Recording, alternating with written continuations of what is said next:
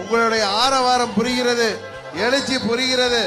நானும் அண்ணன் இபிஎஸ் அவர்களும் இங்கே ஒன்றாக ஒரே வேன்ல நின்று பிரச்சாரம் பண்றதை பார்த்தது நீங்க ஆரவாரம் செய்கிறீர்கள். இதே நேரத்தில் இன்னும் சில பேர்களுக்கு பயத்தின் உச்சத்தில் இருக்காங்க. அவர்கள் நினைத்து கூட பார்க்கவில்லை. காரணம் இது அண்ணன் தம்பி சண்டைதான். உண்மைதானே நான் சொல்றது? ஏதோ பிரச்சனை பண்ணோம், சண்டை போட்டோம். இன்றைக்கு எல்லாரும் ஒன்றாக வந்திருக்கிறோம். எங்கும் எங்களுக்குள்ளார எந்தவித கருத்து வேவின் ஆட்சி அண்ணன் இபிஎஸ் அவர்கள் தலைமையிலே உருவாக்குவதற்கு தேசிய ஜனநாயக கூட்டணியாக நாங்கள் தமிழ்நாட்டில் இணைந்திருக்கிறோம்.